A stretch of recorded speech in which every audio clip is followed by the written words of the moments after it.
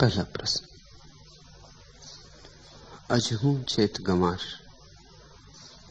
पलटूदास जी का यह संबोधन तो सभी के लिए है, पर हम सबका एकमात्र गंवारपन क्या है, आप कृपा करके हमें कहें।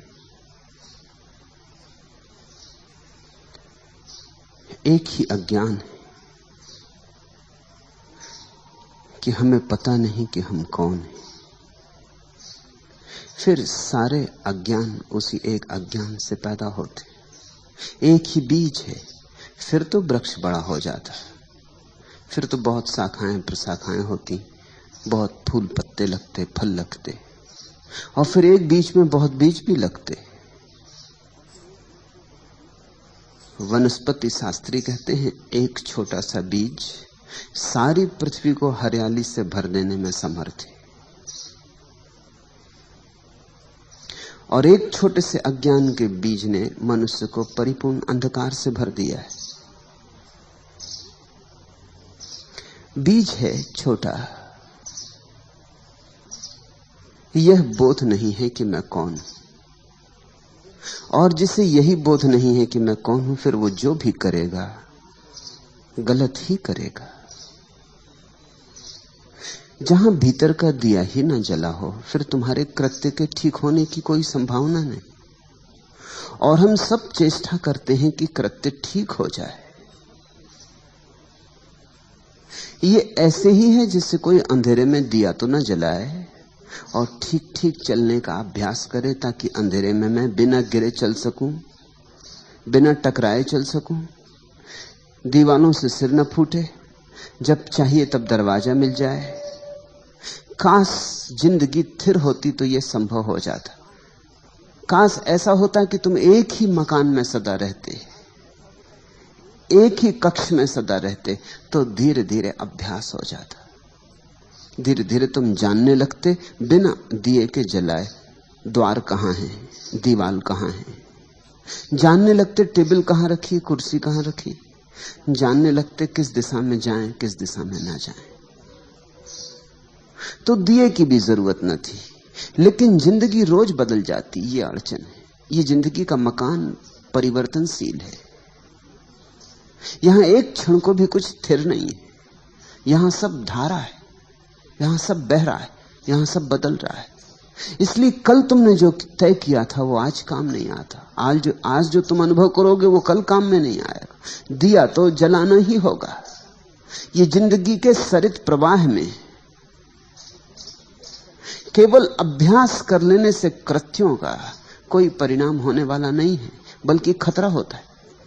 ऐसा सोचो कि कमरा रोज बदल जाता हो, रात तुम सोए कमरा घूम जाता हो, जहां दरवाजा था दीवाल आ जाती हो, जहां दीवाल हो दरवाजा आ जाता हो।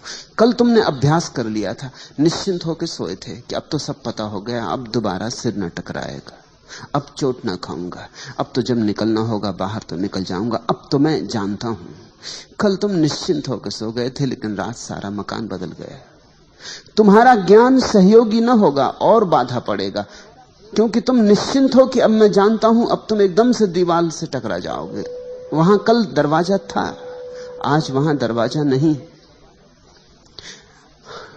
इसलिए जिसको हम तथाकथित अनुभवी आदमी कहते हैं वो और भी गड्ढों में गिरता है। बच्चे तो थोड़ा संभल के भी चले, अनुभवी संभल के नहीं चलता, क्योंकि अनुभवी को ख्याल है कि मैं तो जानता ही हूं। जानना तो सिर्फ एक है जगत में कि मैं कौन हूं, उससे ही भीतर का दिया जलता है और तुम्हारा सारा जीवन, तुम्हारे सारे कृत्य रोशन हो जाते। और दिया फिर ऐसा है कि मकान बदलता रहे बदलता रहे। जब दिया जल रहा है तो द्वार जहां होगा दिखाई पड़ जाए। यही नीति और धर्म का भेद है। नीति सिखाती है क्या करो, नीति अभ्यास करवाती है शुभ का, शिव का। बुरा छोड़ो, बुरे की आदत न डालो, भले की आदत डालो। नीति आचरण को बदलवाती है और अंतस अंधेरे से ही भरा रहता है। तो आचरण तो अच्छा भी हो जाता है तो भी क्या परिणाम होता है। बुरे आदमी उन्हीं गड्ढों में तड़फ रहे हैं जिनमें भले आदमी तरफ रहे हैं। कोई फर्क नहीं। जब मैं ये कहता हूं तुम थोड़े चौंकोगे, तुम कहोगे बुरे आदमी कारागृह में बंद हैं और भले आदमी अपने महलों में बैठे हैं, फर्क क्यों नहीं? ऊपर से जरूर फर्क है, उनके गड्ढे ऊपर से अलग दिखाई पड़ते हैं, लेकिन अगर गहरे में देखोगे तो अहंकार का एक ही गड्ढा है।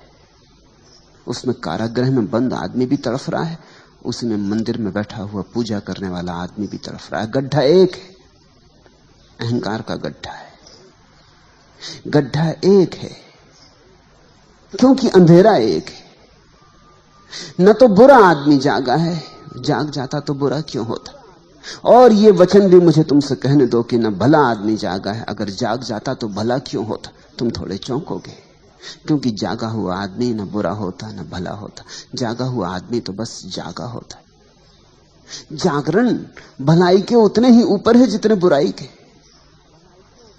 जागा हुआ आदमी न तो दुर्जन होता न सज्जन होता।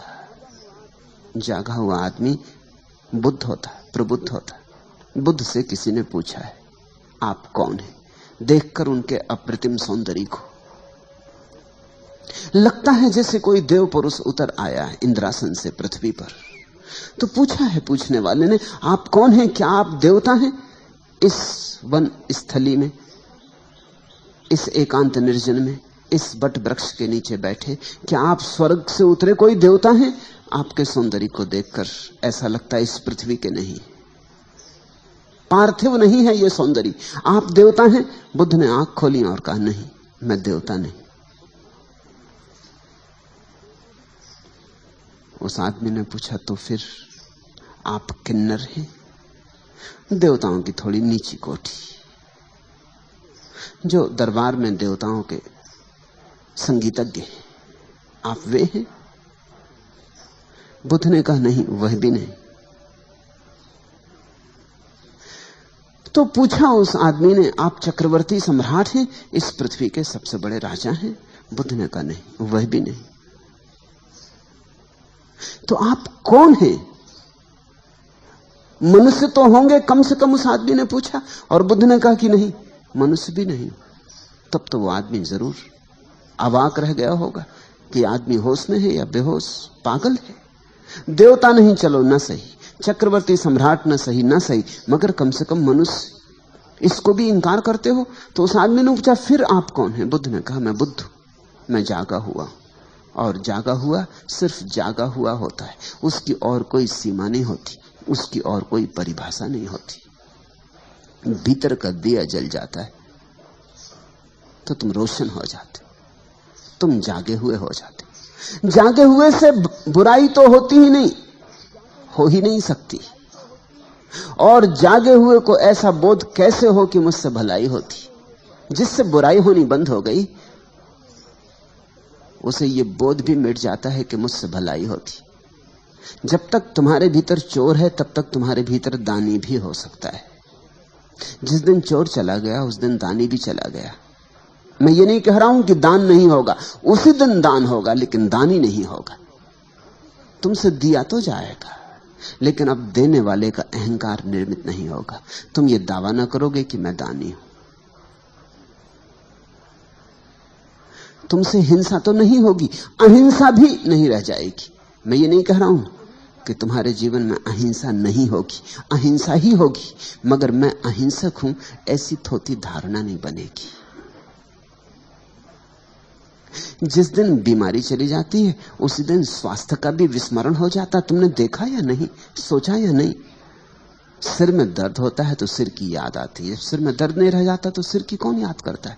तुम जगत में ऐसा शोरगुल थोड़ी मचाते फिरते हो कि आज मेरे सिर में दर्द नहीं, कि आज मेरा सिर बिना दर्द के है। तो लोग हंसेंगे, लोग कहेंगे तो जरूर दर्द है, अन्यथा कौन बात करता है सिर की? जब दर्द चला गया तो सिर भी चला गया। दर्द में ही बोध होता, दर्द में ही चोट लगती, दर्द में ही कांटा गड़ता। जब बीमारी नहीं रह जाती तो स्वास्थ्य भी नहीं रह जाता। तुम देखो, स्वास्थ्य की चर्चा बीमार लोग ही करते। जो आदमी जितने स्वास्थ्य की चर्चा करे समझना उतना ही बीमार है। बीमार आदमी प्राकृतिक चिकित्सा की किताबें पढ़ते हैं और स्वास्थ्य के संबंध में बड़े जानकार हो जाते। बीमार आदमी स्वास्थ्य की खोज में लगे रहते हैं कि स्वास्थ्य क्या है, कैसे बनाना, कैसे नहीं बनाना, स्वास्थ्य का अर्थ क्या। स्वास्थ्य नहीं है, इसलिए स्वास्थ्य क्या है इसकी खोज है। बीमारी ना हो तो बीमारी की छाया, वो जो स्वास्थ्य का विचार था वो भी खो जाएगा। परम स्वस्थ आदमी का लक्षण होता है कि उसे अपने शरीर का पता ही नहीं होता। विदेह अवस्था है परम स्वास्थ्य। उसे पता ही नहीं होता कि शरीर है। तुम्हें पता है पैर का, जब तक पैर सो नहीं गया तब तक पता नहीं चलेगा। जब पैर सो जाएगा और झुनझुनी चढ़ेगी तब पता चलेगा। पैर में कांटा लगेगा तो पैर का पता चलेगा, सिर में दर्द होगा तो सिर का पता चलेगा। संस्कृत में दुख और ज्ञान के लिए एक ही शब्द है, वेदना। वेद का अर्थ ज्ञान होता है, विद का अर्थ जानने वाला होता है। बड़ा अनूठा शब्द है वेदना। दुनिया की किसी भाषा में ऐसा शब्द नहीं।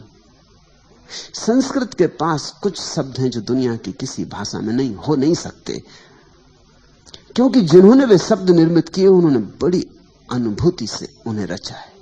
वेदना का अर्थ होता है जानना और वेदना का अर्थ होता है दुख। जब दुख होता है तभी ज्ञान बनता है। दुख का ही ज्ञान होता है। इसलिए वेदना के दो अर्थ हैं, बड़े भिन्न अर्थ हैं, दोनों में कोई संबंध नहीं दिखाई पड़ता, कहां ज्ञान और कहां दुख। लेकिन दुख के अतिरिक्त कोई ज्ञान ही नहीं। जब दुख चला गया तो ज्ञान भी चला गया। तब एक परम शांति, एक निर्मल शांति, जहां न दुर्जन है न सज्जन, न पापी है न पुण्यात्मा, न नास्तिक है न आस्तिक। हिंसा गई, अहिंसा गई, नीति गई, अनीति गई, झूठ गया, सच गया, वे द्वंद्व गए, निर्द्वंद हुए। इस निर्द्वंद दशा का नाम धर्म है। नीति द्वंद्व में चुनाव करवाती, कहती हिंसा छोड़ो, अहिंसा करो, झूठ छोड़ो, सच करो, चोरी ना करो, दान करो, घृणा ना करो, प्रेम करो। नीति कृत्य सिखाती, ठीक कृत्य सिखाती। धर्म कृत्य की बात ही नहीं। धर्म को आचरण से कुछ लेना देना नहीं। धर्म अपूर्व क्रांति है। धर्म कहता है सिर्फ भीतर का दिया जले, फिर सब हो जाएगा, अपने से हो जाएगा, अपने से ही हो जाता है, फिर तुम्हें कुछ करना नहीं पड़ता। इसलिए परम ज्ञानियों ने तुम्हें जीवन और आचरण के नियम नहीं दिए। उन्होंने तो सिर्फ कैसे भीतर का दिया जल जाए इसकी प्रक्रिया थी। उस प्रक्रिया का नाम ही ध्यान है।